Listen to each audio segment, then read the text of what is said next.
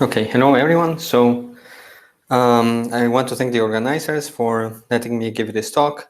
And I want to give a sort of review talk, which is kind of strange, and I'm feeling a little bit embarrassed, but it was an excuse for myself to read a few papers that I wanted to read about things that people have been doing in this subfield that I find very interesting.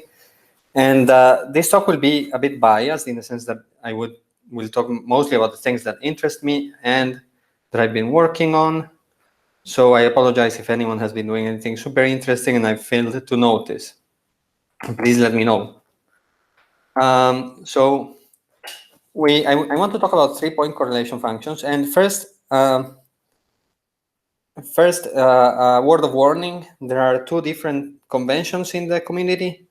The people coming more from observations call 3-point functions the correlation functions in position space rather than Fourier space, while and they call by spectrum the correlation functions in Fourier space, while the people coming more from the theory side call both 3-point functions, and by spectrum is just after you factor out momentum conservation. I'll use the two terms interchangeably as synonyms. So yeah, just a word of warning for everyone. And so the 3-point functions are, so we want to improve on the information we have about inflation, which we've already learned a lot from the 2-point function, but we want to improve on it, learn a little bit more. And the first thing you can do is add another perturbation. Since they are small, you don't want to go too far. Each perturbation you add costs 10 to the minus 5.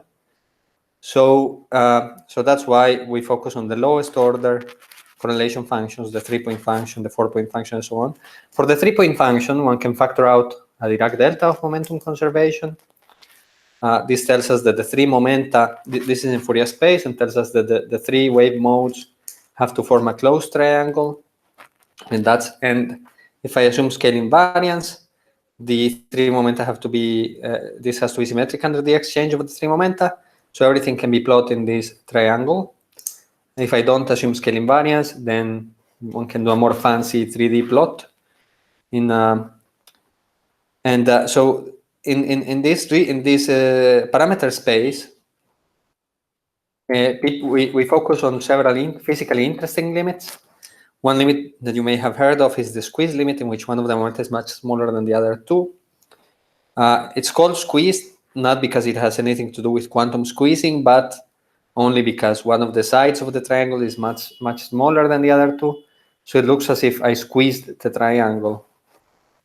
Other configurations that people talk about are equilateral configurations where the three momenta are comparable, or even enfolded configurations. When I say equilateral configurations during the talk, I would mean something which is not squeezed simply. Good, and the squeeze limit is interesting because it's easy to treat it. It's almost trivial because you can compute a correlation function in a squeeze limit, in a limit in which one of the momenta goes to 0, as the response of short scale physics to a long wavelength perturbation. And this makes it very easy to treat and almost trivial in some cases. And using this, there have been a set of theorems that tell you how the primordial inflationary 3-point function behaves in that limit. So if I assume scale invariance and there is a single light field during inflation, it has been shown in this series of papers that the bispectrum has to go at most, that it diverges in the limit q going to 0 at most like 1 over q. It cannot have a stronger divergence. If inflation is multi-field instead, explicit calculations show that it can go with a stronger divergence, 1 over q cubed.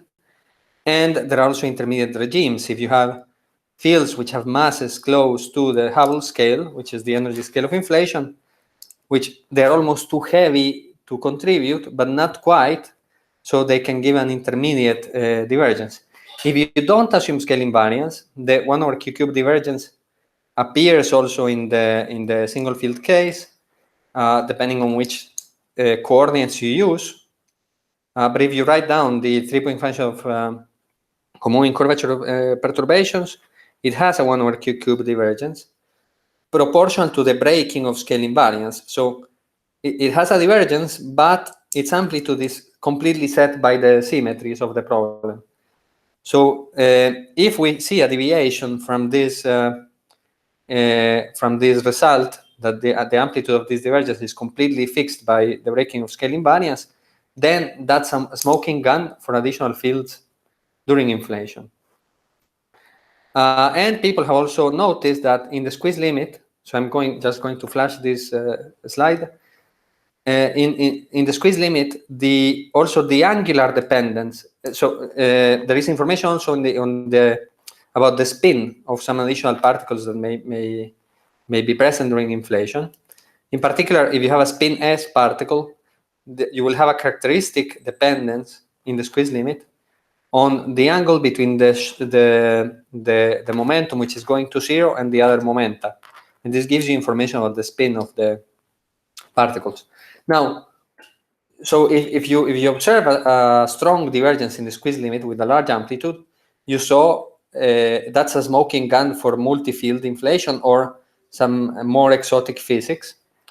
But even if you don't observe it, by looking at other more equilateral configurations, you can learn a lot about inflation. So if inflation is single field, for example, there's a series of papers that tells you that the Lagrangian it has to have a specific form given by the spontaneous breaking of Lorentz invariance, quote unquote. And so I'm writing here the Lagrangian, and the 3-point function is coming from the second line, which are the cubic terms in the Lagrangian. And symmetry fixes the term highlighted in blue, while the other term is free. And this you can try to measure directly by measuring the 3-point function. So you can measure this parameter CS, the speed of sound of the inflaton, or you can measure this other coefficient, which is free, proportional to pi dot cubed. So you can fix the Lagrangian for the inflaton and its self-interactions in the single field slow roll case. If you observe, if you try to measure 3-point functions which are more equilateral. And if you observe a strong divergence in the squeeze limit, you saw that inflation had to be multi-field. And how can this be observed? So up to now, the constraints come from the CMB and from measurements of the 3-point function of temperature fluctuations.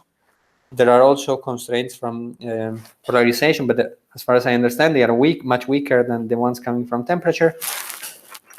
And you can also try to measure these primordial 3-point functions in the galaxy number counts. So you can define a galaxy number over density, and you can try to connect this galaxy number over density with the underlying dark matter distribution, which should follow the gravitational potential, which is the perturbations in the metric. So you can learn about these primordial fluctuations by observing the galaxy number counts. And in particular, you can constrain the primordial 3-point function by looking at the galaxy number count 3-point function. But since gravity is nonlinear, it can couple it can couple different scales. So you can also try to look for signals of this coupling in the galaxy number density contrast 2-point function. So let's talk about first about the CMB. So for the CMB, what has been done? So when you see limits that are put on primordial non-Gaussianity, they often quote FNL local, equilateral, and orthogonal, and they refer to the following. For the local one, they refer to this phenomenological model. So they all refer to phenomenological models that have nice properties for numerical calculations, like putting constraints from data. So this FNL local is defined in this first line here, and it gives a bispectrum. This should be a B, not an F. It gives a bispectrum which is, in the scale invariant case, has a divergence which is similar to the one that you get from multi-field inflation. So FNL local is a proxy for measuring this divergence. And an observation of FNL local, of a large FNL local, would be an observation, a smoking gun, again, for several fields active during inflation. And for the other shapes, what is done is that you take your favorite inflationary model, and then you see to which combination of shapes that are constraints it is closest. And people have generalized this to more general shapes than the three that I'm showing here. But these are the three that are most often quoted, so I wanted to briefly mention what they are. And the equilateral and orthogonal are also simple phenomenological models, and their 3-point functions look like this in the scale invariant case. They were introduced in this series of papers. And so these are the constraints from the CMB. And we can see here that all the constraints are compatible with 0. These are 1 sigma error bars. So you can see that, for example, FNL local, the error bars are of order 10. For equilateral, they are almost order 100, and orthogonal order 50. So we haven't observed the primordial 3-point function, or the CMB people didn't observe the primordial 3-point function, but the community has already learned a lot from this. For example, we have learned that the inflation is consistent with single field because, as I said before, the divergence of the local type in single field inflation for the curvature for the 3-point function of curvature fluctuations, it should have a very small amplitude and completely fixed by the breaking of scale invariance. Some people even say that this is 0, and they are based on the argument that you can go to a local frame of what an observer would see during inflation, and in this local frame, the 3-point function is exactly 0. So they argue that there is no physics in this in these squeezed configurations in single field inflation. Well, however, I would say that one has to look at actual observables, and there you see that there is it's non-zero, but it's completely fixed by the symmetries. So it's true that it's kind of trivial. In that sense, it is 0, being kind of trivial. But in any case, it's very small and fixed and completely fixed. It doesn't have a free amplitude, independent of which single field model you choose. So everything is compatible with single field inflation. And what we expect from multi-field inflation is that this FNL local is order 1 if the additional field is a spectator field. If you plug in very natural numbers, it gives order 1. And order 0.1 if it's coupled, if the additional fields are coupled, are not spectator fields, but they are coupled to the inflaton. Order 0.1, but not fixed by the breaking of scale invariance. So with a completely free coefficient. So if you observe a divergence which is large or which is not fixed by the tilt of the power spectrum, then you have observed multi-field inflation. But for now, the constraints are compatible with 0, so compatible with single field inflation. Also, they are consistent with a weakly coupled inflaton, these observations, because they put constraints on the higher order terms in the Lagrangian, and they are seen to be small. So the inflaton should be weakly coupled. In order to improve on this, the best hope in the near future, and I will focus only on this, is the large-scale structure surveys that are happening within the next decade. You can see here the Euclid survey, DES, the LSST survey, and the SphereX satellite. And people have, so you can try to observe, as I said before, directly the 3-point function of the galaxy number density contrast, or you can try to observe it in the 2-point function. The observation in the 2-point function relies on the following. Let's take the local non-Gaussianity, which contains the same physics as multi-field inflation model, in the sense that it couples short and long scales of the gravitational potential. And you can argue that you can take a very simplistic model of galaxy formation, that halos form when some the density contrast overcomes some threshold. And if there is no coupling between scales, where you overcome this threshold or not is independent on whether on the value of the gravitational potential at large scales. But if you couple them, you enhance the production of halos or suppress it. So there is a correlation between the gravitational potential at large scales in these kind of models and the number density of galaxies. So this means that the galaxy number 2-point function will contain a term proportional to phi, the correlation between the gravitational potential and the density. And if you use the Poisson equation, the gravitational potential goes roughly like 1 over k squared times the density. So so if you observe a 1 over k squared behavior in the 2-point function, you have observed multiple inflation. This was done around 2008 in these first two papers and used for measurements. And people have done forecasts on how to use these 2-point function and 3-point functions, the power spectrum and bispectrum, to improve how the LSS will improve constraints on non-Gaussianity. And so I'll talk about two papers here. The forecasts on the left were done by a group in Padua, I think, and the groups and the constraints on the right come from the Spherex paper. So on the left, we can see that a Euclid-like survey would be able to constrain local FNL. This is all on local FNL. Will be able to constrain local FNL more or less at the same order as the CMB, maybe a bit better. While something like LSST will be able to improve a lot on the CMB. Like if the forecast is it's a bit optimistic, so if we believe this optimism, there is hope in LSST.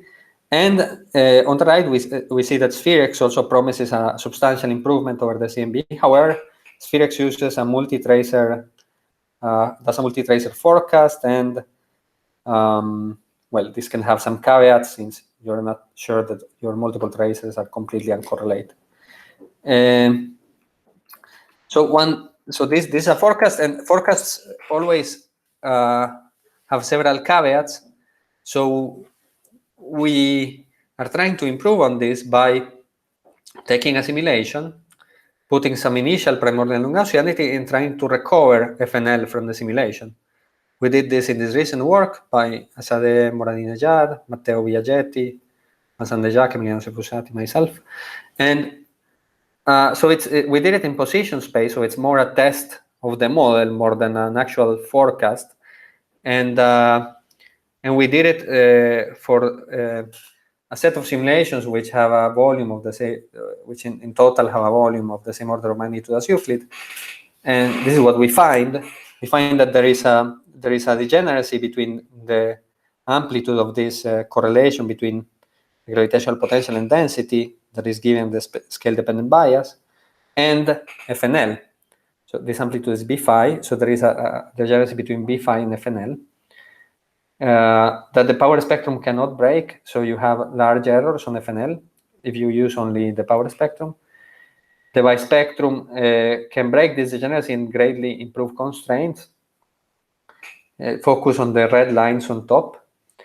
However, we are not able to the dashed line represents FNL 10, which is the input of the simulation, and you see that we are not able to observe this again on the simulation in position space, etc. But this means that we would have to improve on this kind of analysis, maybe going to smaller scales. Here we used 0.4 inverse megaparsec H with for the power spectrum and 0.2 for the bispectrum.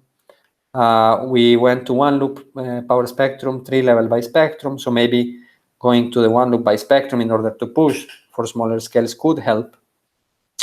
And we see hints of this if we fix B phi to the measured value on the simulation, because in the simulation we also have the matter density contrast. So we can measure from the cross correlation between matter and halos, we can measure this amplitude B phi. If we fix fix it to the measured value, we obtain the blue lines. And these blue lines are, well, first we see that the model is biased, and this is probably because we are pushing to a scale where the 3-level bispectrum doesn't necessarily hold. We would have to improve on the calculation of the 3-level bispectrum by going to one loop in order to have an unbiased model. And on the purple lines, we set B phi to the universal mass function relation. So you can try to predict this B phi by assuming some things about the halo physics. This is what is done in the purple, which is a simplistic, a relatively simple model that people use for forecasts. And this also leads to a biased, it seems to lead to a biased result, though we would have to do a one-loop calculation of my spectrum to be sure. So we see that if, in order to realize the promise of these forecasts, we'd still need to work hard. We need to go to higher loops, smaller scales, etc. And an alternative is to go to try to use some alternative measurements, not only measuring directly the power spectrum and bispectrum, but something else. And we have been exploring this for several years. And the underlying idea is the following. Imagine that you have a very nonlinear object evolving in a constant gravitational potential. If you change the value, so we know from Newtonian physics that the value of the gravitational potential has no meaning. You can always set the gravitational potential to 0. So you can always, so there is no correlation between the value of the gravitational potential and the short wavelength physics at the Newtonian level. Also, at the Newtonian level, you can always, also if you have a constant gradient of the gravitational potential, this is a constant gravitational force. We know from Einstein's elevator that this is equivalent to going to an accelerated frame. And using these things, one can write down a non-perturbative relation for the squeeze limit 3-point function, because the squeeze limit 3-point function is the correlation between long wavelength physics and short wavelength physics. And one can try to check whether this is satisfied. Now, this argument breaks if you have some additional force, which is not gravity, at large scales at any point during your the evolution of the universe. In particular, if you have multi-field inflation, the interaction between these fields roughly is like an additional force, so this argument breaks down. So observing a deviation from this non-perturbative relation, you can try to, would indicate multi-field inflation. Actually, these arguments are the ones that give you how the single field inflation bispectrum should behave during inflation, this kind of argument. So it's just a continuation of the same arguments to the large scale structure. And you just notice that in the large scale structure, they are non-perturbative. And people have been trying to exploit this. For example, this recent paper by Esposito, Hui, and Scoccimarro, what they do is they write down the bispectrum as a power series in the momentum going to 0. And then they take an average over the small momenta such that you have a quantity that depends only on Q. And you try to constrain these coefficients A bar. If you observe a non-zero A bar minus 2, this means that you have observed the multi-field inflation. They check this with Gaussian simulations and simulations with FNL of 100. And in the Gaussian simulations, they are able to exclude A minus 2, while they observe it in FNL of 100. And the advantage of this approach is, again, that you can use non-perturbative scales, in principle, and that at the end, your observable depends on only on Q, so the characterization of the covariance should be much simpler. And it will be interesting to extend this work, which looks just like an initial work on exploring these issues. Another thing that people have been trying is to use the position-dependent power spectrum. What is this? So it was argued by Chang, Wagner, Schmidt, and Komatsu that you can measure the bispectrum only on a small region of your survey. And so this bispectrum will depend on which region you choose. So this is a position-dependent power spectrum. And if there is a coupling between scales, you can the value of this power spectrum will depend on your long wavelength fluctuation. So you can try to constrain the coupling between scales by correlating the power spectrum measured on a region with the density, the average density on that region. They didn't explore it for non-Gaussianity. It was later explored for non-Gaussianity by Roland de Putter. And these are his results. He argues that actually in this way you can try to quantify the information content in the squeezed bispectrum, not only for the technique of the position-dependent power spectrum.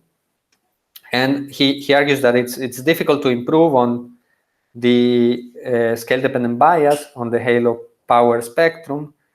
As you can see on the plot on the right, the bispectrum becomes competitive only at very small scales. And here I took a plot with a high number density of halos. If you lower the number density of halos, it's even worse. But as we saw before, the bispectrum can break the degeneracy between FNL and B phi. And moreover, it would have different systematics from the scale-dependent bias in the power spectrum. So it's the fact that it can be competitive is quite interesting.